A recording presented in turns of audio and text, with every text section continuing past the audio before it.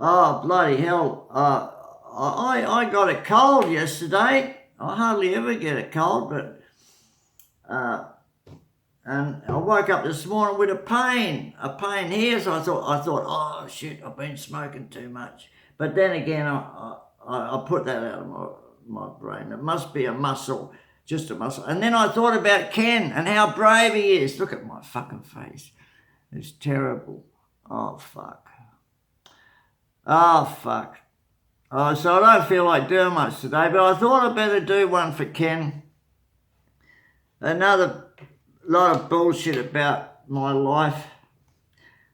After Mum died, Dad moved to Glenelg, which is a beach suburb, to work, making Simpson Pope washing machines. He took me to the factory one day when I was about 15, and he was so proud that he was making a new invention called fiberglass washing machines. Dad enjoyed drawing cartoons in ink, playing snooker, and reading trashy Carter Brown and Mark Brody detective novels. He collected stamps and first date covers and foreign soft drink labels, and he tried to interest me in that, but I think he was disappointed that I wasn't the least bit interested. I lived with Mum's parents and Dad visited occasionally. He gave me some stamps, but I made the mistake of pasting them in with glue instead of stamp hinges. So after that, I think he gave up. Gave up on me. My grandparents were less critical of my school report card, so I didn't mind living with them. First year at Findon High, I excelled at maths, English and history, but hated Latin, physics and chemistry. Even on hot days, I wore long sleeves to hide my bony arms.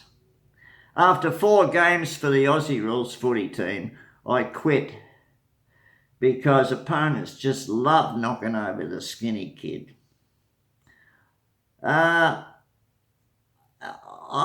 little bit obsessive compulsive. I wrote comedy skits that Dad liked, but when I was alone, I preferred copying football results, stats, and premiership ladders into a notebook.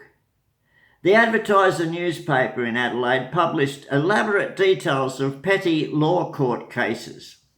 So I invented a prison warden game in which I copied out names, charges and sentences and imagined that I ran the prison, like the governor.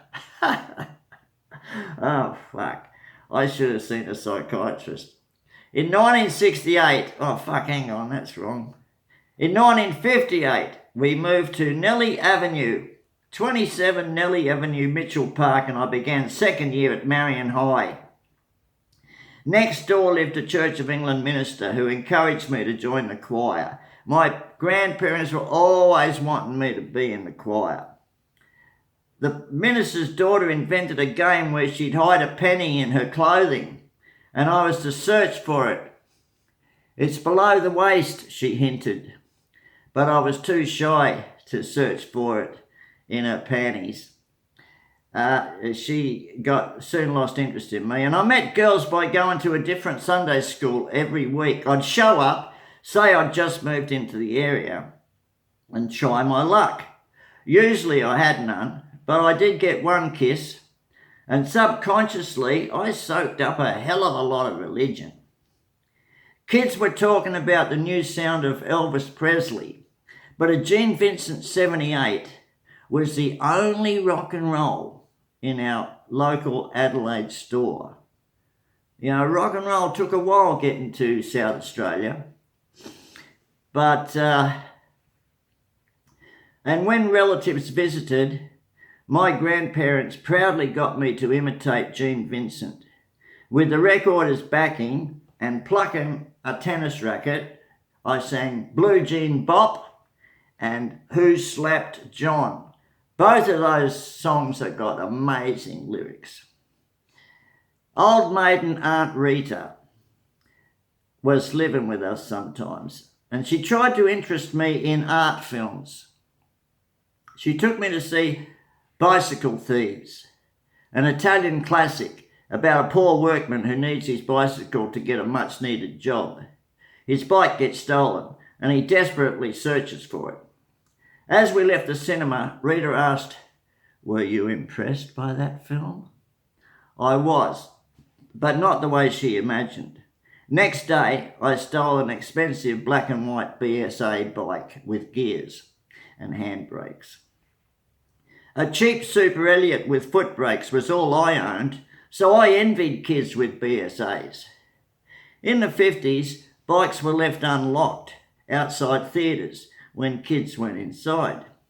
Each weekend, I'd pinch one, take it by train to Mount Lofty, and then free-wheel down 25 exhilarating kilometres of winding road, all downhill.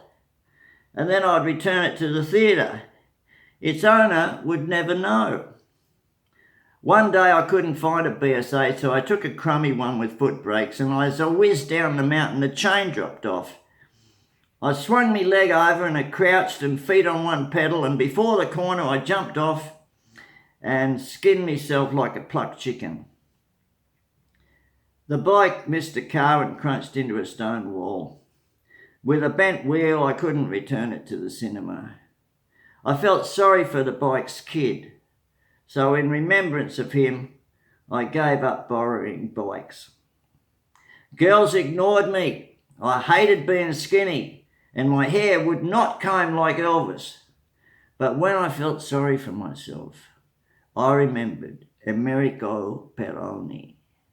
He'd been the first Italian migrant ever seen at our school and was teased about his garlic breath, swarthy features, leather pants, poor English, and his name. Kids would chant, "Americo Peroni, Americo Peroni, he likes macaroni." I'm sorry, Americo. I hope you grew up without going nuts. Compared to you, I was the luckiest kid in the world. My grandparents hoped I'd turn out a chemist or a school teacher. That was the only choices I was ever given in their mind. That's all they could ever talk about, a school teacher or a chemist. At Marion High, I lost interest in sport and played tennis ball soccer with the rougher kids. Harry White had shiny black Elvis hair and was very handsome. Graham Longley always looked as if he was about to cry. Mr. Short, our teacher, was bald and very short. We delighted in mocking him and disrupting his efforts to educate. We crawled under the railway trestle at Ascot Park and stuck our heads up between the rails, and as the train roared towards us, we'd test our courage by leaving our head exposed, then duck down at the last moment. Pick Up on South Street was a film about a small-time crim, Richard Widmark, living in a sleazy waterfront dive. He spoke like a wise guy, and his snide voice impressed me so much that I adopted it. Harry and Graham took me to Bernie Chisholm, a 30-year-old soccer player with a car. Bernie had recruited my pals into helping him burgle. They asked me to join. "We do houses and we always got tons of dough. It's real easy. Have you got the guts to join our gang?" Unable to admit a lack of courage, I signed on and slipped through small unlocked window openings and unlocked doors for my pals to enter. Taking pride in my bravery, I revelled in the self-image of burglar. In 3 exciting months, we did about 15 houses. The money we stole was small. We'd only take cash. We never took goods. The money we stole was small, but to us, 10 quid was a fortune. Anything found we'd split. I was honest and shared with my buddies, but I bet they kept any valuable stuff in their own pockets. Bernie played for Bacala Soccer Club. Graham said Bernie tried to kiss and fondle the handsome Harry, And Harry was no poof. So we cut Bernie loose and we did houses without him. Yeah, all right. That's the end of this chapter. I'll go to reform school soon, so don't worry, I'll get punished. Oh, fuck. Oh, fuck, my shoulder. I think it's muscular. I'm sorry, bloody Kent, for your pain. Now I know what a bloody drag it is to have bloody something wrong. And mine's not even much. You know, I got a lot of respect for you. All right, over and out.